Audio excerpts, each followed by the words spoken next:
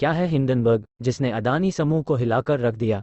PTI, नई दिल्ली। 1937 में hydrogen gas से चलने वाले गुब्बारेनुमा वायुयान हिंडनबर्ग में आग लगने से 35 लोगों की मौत हुई थी।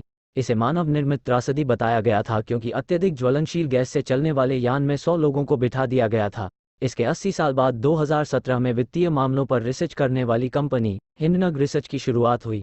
इसका मकसद था दुनिया भर की कंपनियों में वित्तीय गड़बड़ियों यानी मानव निर्मित त्रासदियों का पता लगाना और उसके हिसाब से शेयर बाजार में सौदे करना। कनेक्टिकट यूनिवर्सिटी से इंटरनेशनल बिजनेस मैनेजमेंट में ग्रेजुएट नाथन एंडरसन ने इस कंपनी की बुनियाद रखी।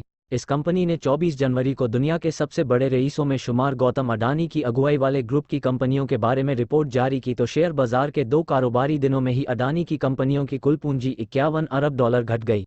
इसके साथ ही अरबपतियों की लिस्ट में से अडानी 4 पायदान नीचे आ गए। रिपोर्ट का नाम था Adani group how the world's third richest man is pulling the largest con in corporate history. Report के 2 दिन बाद ही 27 जनवरी को अडानी की कंपनी शेयर बाजार में secondary share follow on public offer या एफपीओ जारी करने वाली थी। यह अब तक का सबसे बड़ा 20,000 करोड़ रुपए का एफपीओ था।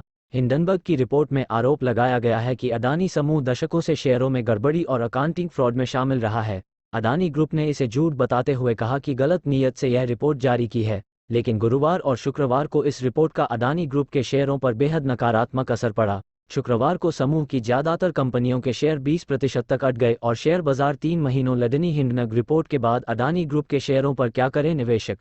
इस आलेख को सुने या पढ़ें। नवभारत गोल्ड कॉम के अर्थशास्त्र सेक्शन में 12 से ज्यादा कंपनियां रही हैं निशाने पर। हिंडनबर्ग रिसर्च के निशाने पर अडानी समूह से पहले अमेरिका की Lordstown Motors Corporation, Nikola Motor Company और क्लोवर हेल्थ रही हैं।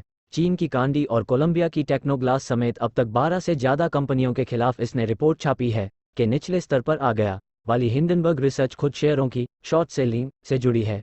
शॉर्ट सेलिंग के तहत उधार लिए गए शेयरों को इस उम्मीद में बेचा जाता है कि बाद में निचले स्तर पर उसे खरीद लिया जाएगा। शेयरों की कीमतें उम्मीद के मुताबिक गिरने पर ऐसे कारोबारियों को तगड़ा मुनाफा होता है। हिंडनबर्ग शॉर्ट सेलिंग के लिए कंपनी का चुनाव प्रयासत रिसर्च के बाद करती है। इस रिसर्च में उसका ध्यान अकाउंटिंग की गड़बड़ी, मिसमैनेजमेंट और अघोषित लेन देन जैसी मानव निर्मित त्रासदियों पर होता है।